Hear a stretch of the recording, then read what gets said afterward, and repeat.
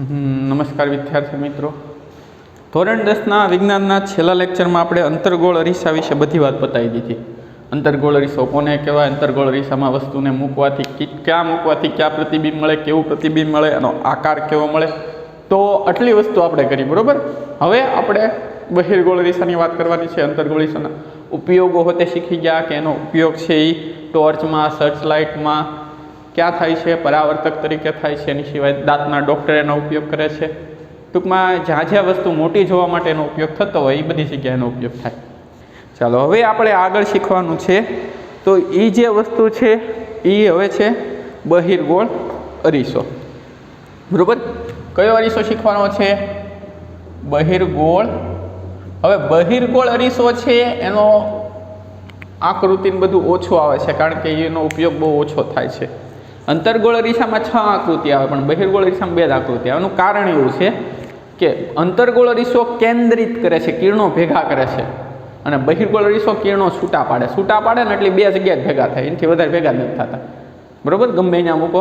એટલા માટે બહિર્ગોળ અરીસાની પ્રવૃત્તિ આપી છે, વાંચી લેજો. એમાં બીજું કાંઈ છે નહીં. જે અંતર્ગોળ અરીસા મેં કીધું એ દાની થિયરી છે કે વસ્તુને મૂકવાથી એનું પ્રતિબિંબ ક્યાં રચાય એ પ્રેક્ટિકલ દ્વારા કરવામાં આવે, પછી એની કિરણાકૃતિ દ્વારા દર્શાવવામાં આવે. હવે આપણે કિરણાકૃતિમાં પ્રશ્ન નંબર 21 ને 22 છે એ જોવાનું છે. તેમાં જે પ્રશ્ન નંબર 21 છે કે વસ્તુનું સ્થાન ક્યાં આવે? અનંત અંતરે હોય. વસ્તુનું સ્થાન ક્યાં હોય? અનંત અંતરે હોય. તો આ આપણો બહિર્ગોળ અરીસો થશે.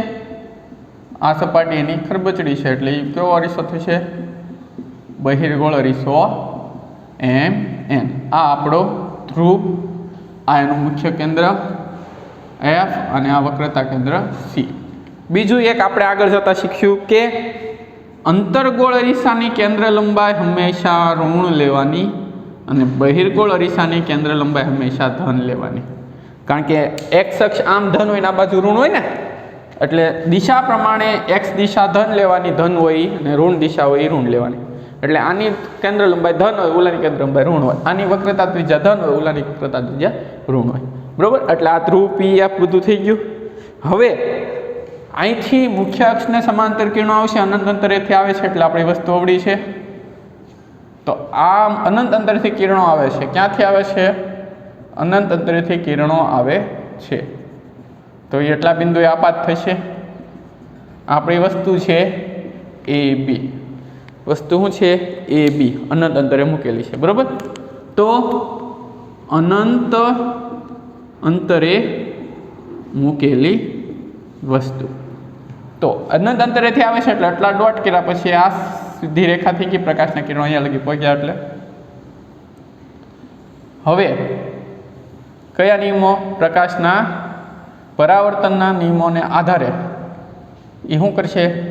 અથડાઈને પાછું જશે. તો બુકોળે એક આકૃતિ દોરી નથી, પણ હું તમને એક સિમ્પલ આકૃતિ દોરીને કહું કે આ શું થશે? એનું સપાટીને દોરેલો લંબ આ બિંદુ માટે. આ શું થશે? સપાટીને દોરેલો લંબ. તો આ એનો આપાત કોણ થશે? તો પરાવર્તન કોણ એટલો જ આવશે. આપાત કોણ પરાવર્તન કોણ કેવા હોય? સમાન હોય. એટલે આ એનો શું થશે? પરાવર્તન કોણ. એ જો પાછળ લંબાવો તો એ ક્યાંથી પસાર થાય? એફમાંથી. એવી રીતના અહીંયા આ કિરણ અથડાઈને આમ જશે, પણ પાછળ લંબાવો તો અહીંયા, આ તો અહીંયા જ છે ડાયરેક્ટ, આ અહીંયા, આ અહીંયા, આ અહીંયા. એટલે આ બધા અથડાઈને આમ જશે. બરાબર. એને આ સી વાળું દર્શાવ્યું નથી, પણ મેં તમને આકૃતિમાં દર્શાવી દીધું કઈ રીતના થાય છે. તો વસ્તુનું સ્થાન અનંત અંતરે, પ્રતિબિંબનું સ્થાન. તો પ્રતિબિંબનું સ્થાન શું આવશે? કે અરીસાની પાછળ આવશે, કારણ કે આ બાજુ નથી, તો અરીસાની પાછળ એફ પર. પ્રકાર કેવો આવશે? તમને જોતા ખબર પડવી જોવે. હકીકતમાં ભેગા નથી થતા, એટલે આભાસી અને આભાસી હંમેશા ચત્તું હોય. અને કેવું છે પરિમાણ? તો નાનું છે, એ તો અત્યંત નાનું. આવી આકૃતિ થશે. બરાબર. મુખ્ય અક્ષ છે એમાં વસ્તુને અનંત અંતરે મૂકો તો તમારું પ્રતિબિંબ કેવું મળે? આભાસી ચત્તુ અને વસ્તુ કરતાં નાનું. ઉલામાં કેવું મળતું? વાસ્તવિક ઉલટું. આમાં આભાસી જતું. બરાબર, જોઈ લો એટલું, પછી એની બીજી આકૃતિ સમજીએ આપણે.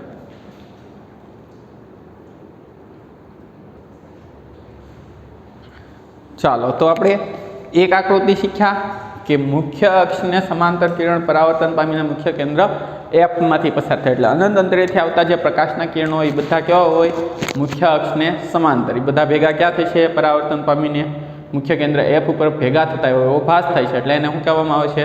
એનું આભાસી તત્વોને. હવે બીજી આકૃતિ છે એમાં બહુ વસ્તુ સમજવા જેખી છે કે વસ્તુનું સ્થાન, તો એને અનંત અંતર અને પીની વચ્ચે ગમે ત્યાં મૂકો. તમે અનંત અંતર અને પીની વચ્ચે ગમે ત્યાં મૂકો. અનંત અંતર અને પીની વચ્ચે ગમે ત્યાં મૂકો. ઓલામાં કેવું આવતું કે અહીંયા વસ્તુને અનંત અંતરે મૂકો, સી થી દૂર મૂકો, સી ઉપર મૂકો, સી અને એફ ની વચ્ચે મૂકો, એફ અને પી ની વચ્ચે મૂકો, એફ ઉપર મૂકો, એ બધું ફરતું. પણ આમાં કેવું થશે કે વસ્તુને તમે અહીંયા પી, અહીંયા એફ, અહીંયા સી આવી રીતના થશે. તો વસ્તુને તમે કઈ સાઈડ મૂકી શકવાના? અરીસાની આ સાઈડ જ મૂકી શકવાના. તો ત્યાં તો કાંઈ પી ને એફ ને એવું તો કાંઈ છે નહીં. એટલા માટે વસ્તુને તમે ગમે ત્યાં મૂકો, અનંત અંતર અને પીની વચ્ચે ગમે ત્યાં મૂકો. એટલે અહીંયા આપણે વસ્તુ મૂકી દીધી, વસ્તુ એ બી. વસ્તુ શું મૂકી? એ બી. તો હવે નિયમ પ્રમાણે હાલવાનું. મુખ્ય અક્ષને સમાંતર કિરણ પરાવર્તન પામીને મુખ્ય કેન્દ્ર એફમાંથી પસાર થતો હોય તેવો ભાસ થાય. એટલે આવી આકૃતિ થશે. મુખ્ય અક્ષને સમાંતર કિરણ પરાવર્તન પામીને મુખ્ય કેન્દ્ર એફમાંથી પસાર થતો હોય તેવો ભાસ થાય. આમાં પાછળ એણે આકૃતિમાં દર્શાવ્યું છે આ આપાત કોણ છે અને આ પરાવર્તન કોણ છે. એટલે આપાત કોણ આઈ, પરાવર્તન કોણ આર. આવી રીતના થશે.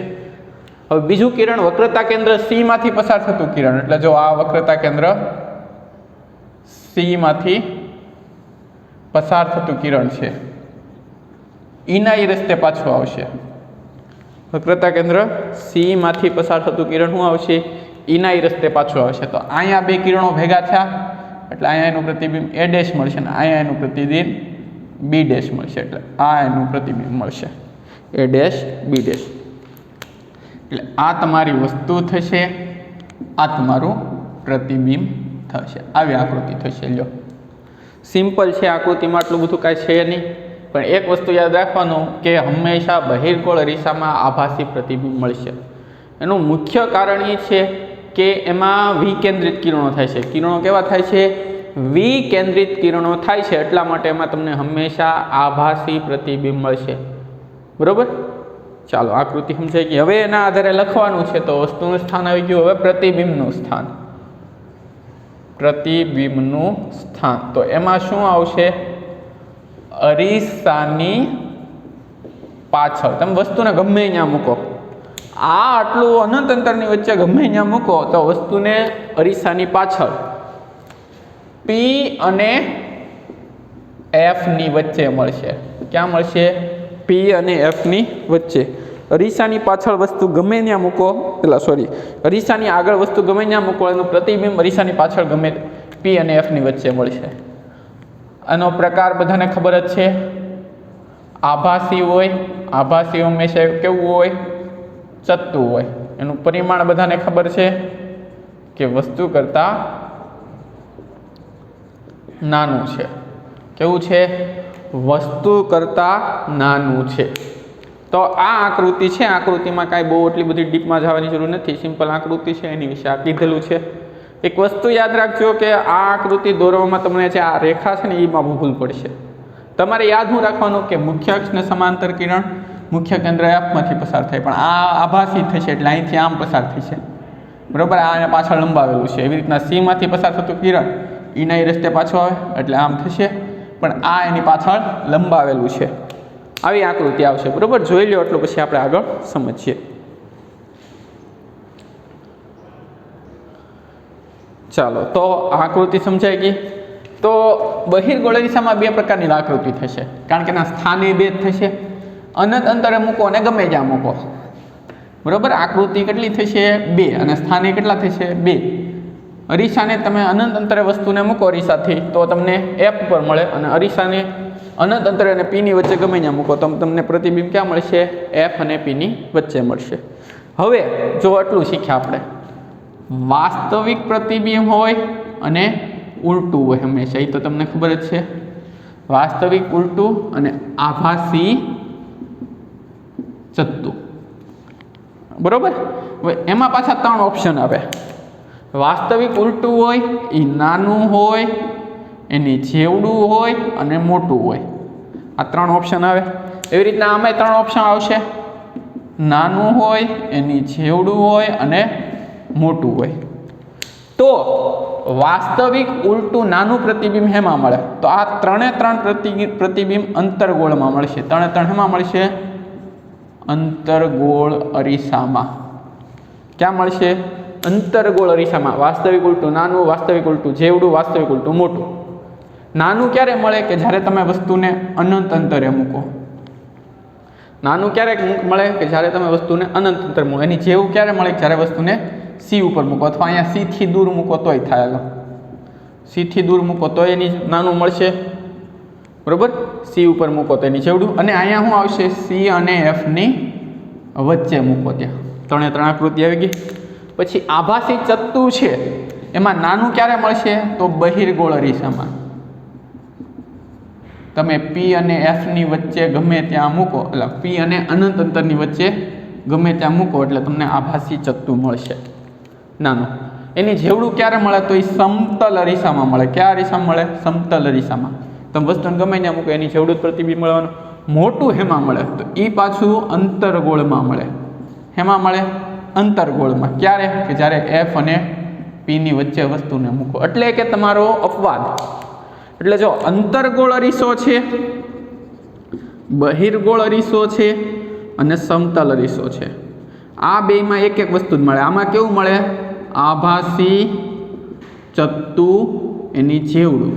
આમાં કેવું મળે? આભાસી ચત્તુ અને નાનું. આમાં 4 મળશે. વાસ્તવિક ઉલટું એના 3, નાનું, જેવડું અને મોટું, અને આભાસી અને મોટું પ્રતિબિંબ. આ વસ્તુ યાદ રાખજો. પરીક્ષામાં પૂછાઈ શકે કે અંતર્ગોળ અરીસામાં, અથવા તો એમ પૂછાય વાસ્તવિક ઉલટું અને મોટું પ્રતિબિંબ કયા અરીસામાં મળે? આભાસી ચત્તુ અને નાનું પ્રતિબિંબ કયા અરીસામાં મળે? આભાસી ચત્તુ ને એની જેવડું પ્રતિબિંબ કયા અરીસામાં મળે? એટલે આવું બધું એ પૂછી શકે છે. એટલે આપણે એ પણ તૈયારી રાખવાની. બરોબર. તો બહિર્ગોળ અરીસાનો બધો ભાગ અહીંયા પૂર્ણ થાય છે. પહેલાં એણે પ્રવૃત્તિ 10.5 આપેલી છે કે બહિર્ગોળ અરીસામાં વસ્તુને મૂકવાથી એના પ્રતિબિંબ ક્યાં ક્યાં રચાય, એ પ્રેક્ટિકલ દ્વારા સમજવાનું છે. પછી 2 પ્રશ્નો આપેલા છે, પ્રશ્ન નંબર 21 અને પ્રશ્ન નંબર 22. એ કમ્પ્લીટ થઈ ગયા. પછી પાછી એક પ્રવૃત્તિ આપી છે કે બહિર્ગોળ અરીસાના વિશાળ દ્રષ્ટિ ક્ષેત્ર ગુણનું નિર્દેશ કરવો. હવે એનો મતલબ શું થાય? તો એક સિમ્પલ વસ્તુ છે કે કોઈ વૃક્ષની આકૃતિ હોય અથવા કોઈ મોટી વસ્તુની ચિત્ર હોય, બરોબર, તમારે એનું પ્રતિબિંબ મેળવવું હોય તો અરીસામાં જોશો તો એ પ્રતિબિંબ આખું ને અડધું કપાઈ જશે. અંતર્ગોળ અરીસામાં જોશો તોય કપાઈ જશે. પણ બહિર્ગોળ અરીસામાં તમને યાદ હોય તો વસ્તુને ગમે ત્યાં મૂકતા એનું પ્રતિબિંબ કેવું મળે? આભાસી, ચત્તુ અને નાનું. એટલે વૃક્ષની આકૃતિ તમારા બહિર્ગોળ અરીસામાં સમાઈ જશે. વૃક્ષની આકૃતિ ક્યાં સમાઈ જશે? બહિર્ગોળ અરીસામાં સમાઈ જશે. કારણ કે એમાં અરીસામાં કેવું પ્રતિબિંબ મળે? આભાસી, ચત્તુ અને નાનું પ્રતિબિંબ. એટલા માટે એને કહેવાય વિશાળ દ્રષ્ટિ ક્ષેત્ર. એટલે તમે ઓછી જગ્યામાં ઘણી બધી વસ્તુ જોઈ શકો છો. એટલા માટે શું કહેવાય? વિશાળ દ્રષ્ટિ ક્ષેત્ર. કારણ કે તમે વસ્તુને ગમે ત્યાં મૂકો એનું પ્રતિબિંબ કેવું મળશે? હંમેશા આભાસી, ચત્તુ અને નાનું પ્રતિબિંબ. વસ્તુ મોટી હોય નાની થઈ જાય એટલે ઓછી જગ્યામાં સમાઈ જશે. એટલા માટે તમને બધાને ખબર છે કે ગાડી છે, 2 વ્હીલ હોય, 4 વ્હીલ, એનો સાઈડ ગ્લાસ હોય એ હંમેશા બહિર્ગોળ અરીસો હોય. તમે એને માથે અડો છો ને એટલે થોડુંક આમ ઊંચાઈ બહાર નીકળેલી છે, એનું પેટ નીકળેલું એવું દેખાય છે. તમે હાથ ફેરવશો એટલે ખબર પડી જશે કે બહિર્ગોળ અરીસો હંમેશા કયો? બહિર્ગોળ અરીસો હંમેશા શું કરે? વસ્તુને નાની કરી નાખે. એટલે તમે કાચમાં જોશો તો એ વસ્તુ બધી નાની નાની દેખાશે. એટલે ઓછી જગ્યામાં વધારે કવર કરી લે. ઓછી જગ્યામાં વધારે કવર કરે છે. એના કારણે એનો ઉપયોગ સાઈડ ગ્લાસમાં થાય. અને એમાં એમાં લખ્યું હોય કે મિરરની અંદર જે વસ્તુ છે એ ક્લોઝર ધેન એફિશિયલ, એટલે કે હકીકતમાં જેટલી દૂર હોય એની કરતાં આપણે વધારે નજીક દેખાશે વસ્તુ કાચની અંદર. બરાબર. કાચની અંદર જે વસ્તુ હોય, તમે કાછળ ગાડી હોય, વૃક્ષ હોય, મકાન હોય, કોઈ પણ વસ્તુ હોય, તો એ હકીકતમાં હોય એની કરતાં નાની દેખાશે ને નજીકે દેખાશે, નાની દેખાશે ને નજીકે દેખાશે. બરાબર. એટલા માટે એનો ઉપયોગ એમાં થાય છે, ગુરુ એટલે દ્રષ્ટિ ક્ષેત્રમાં આવે છે. બરાબર. વિશાળ દ્રષ્ટિ ક્ષેત્ર ધરાવે છે. બીજા એકે અરીસા એટલું નથી ધરાવતા, અંતર્ગોળ અરીસા કે બહિર્ગોળ અરીસા.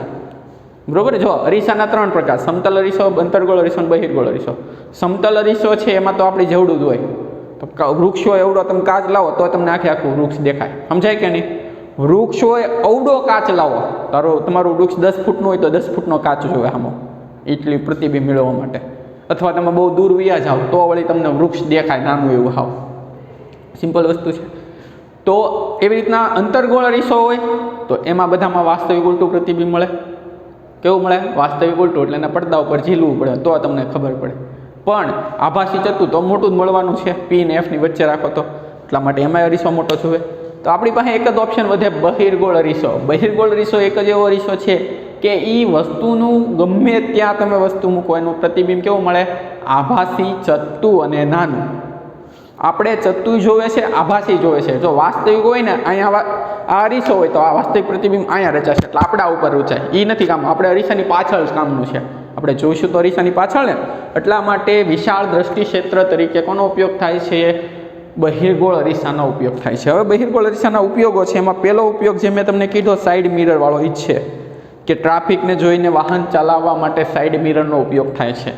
અને ખાસ એ મિરર જોતી વખતે એ ધ્યાન રાખવાનું કે વસ્તુ જેટલી દૂર હોય, ઓબ્જેક્ટ એમાં લખ્યું હોય છે ઇંગ્લિશમાં કે object is closer than appear, એટલે હકીકતમાં જેટલું દૂર હોય એની કરતાં તમને વધારે નજીક દેખાશે. બરાબર. બરાબર. જેટલું દૂર દેખાશે એની કરતાં વધારે નજીક હોય છે. એટલે કે તમે એક વસ્તુ સિમ્પલ હોય કે વસ્તુ નાની થાય છે અને તમને દૂર પણ જાય છે.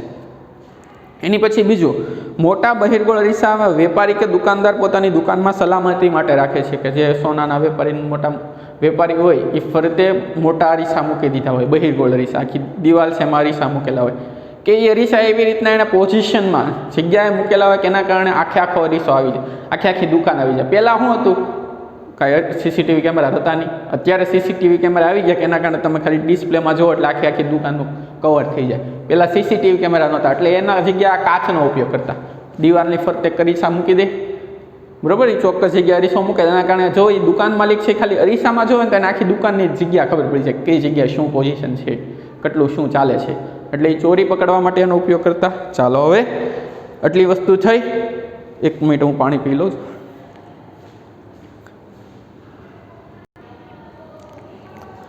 ચાલો, તો આપણે બહિર્ગોળ અરીસાના ઉપયોગો શીખી ગયા. હવે એની પછીનો જે પ્રશ્ન છે 24મો કે અંતર્ગોળ અરીસાનું મુખ્ય કેન્દ્ર વ્યાખ્યાયિત કરો. એની વ્યાખ્યા તમે આગળ આવી ગયેલી છે કે અંતર્ગોળ અરીસા પર આપા થતા મુખ્ય અક્ષને સમાંતર કિરણો પરાવર્તન પામીને જે બિંદુ ઉપર કેન્દ્રિત થતા હોય એને અંતર્ગોળ અરીસાનું મુખ્ય કેન્દ્ર કહે છે. એ તો બધાને ખબર છે.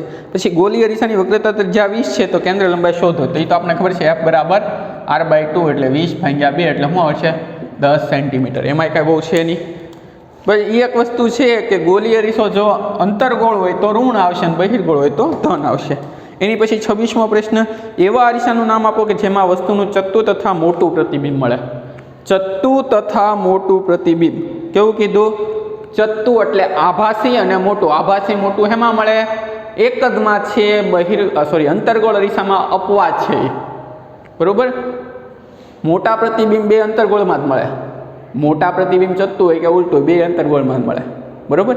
નહીં એટલા માટે એને લખ્યું છે કે વસ્તુને જ્યારે અંતર્ગોળ અરીસાના ધ્રુવીય અને મુખ્ય કેન્દ્ર Fની વચ્ચે મૂકવામાં આવે ત્યારે તમને એનું મળશે. અને છેલ્લો 27મો પ્રશ્ન, આપણે વાહનોના પાછળનું દૃશ્ય જોવા માટે અરીસાના તરીકે વાહનોનો સાઇડ મિરર ઉપયોગ કરી છે. એનું કારણ કહેવાનું છે. એનું કારણ એવું છે કે મેં તમને કીધું છે કે વિશાળ દ્રષ્ટિ ક્ષેત્ર ધરાવે છે. એટલે કે બહિર્ગોળ અરીસાની સામે તમે વસ્તુને ગમે ત્યાં મૂકો છતાં તમને બહિર્ગોળ અરીસો એનું આભાસી, ચત્તુ અને નાનું પ્રતિબિંબ આપે. વસ્તુને ગમે ત્યાં મૂકો તમને કેવું પ્રતિબિંબ મળે? આભાસી, ચત્તુ અને નાનું પ્રતિબિંબ આપે છે. એટલા માટે એનો ઉપયોગ સાઇડ મિરર તરીકે થાય છે. બરાબર. તો આજે આપણે એટલું રાખીએ. કાલે એના સંજ્ઞા પ્રણાલીની બધું હવે લેવાનું છે.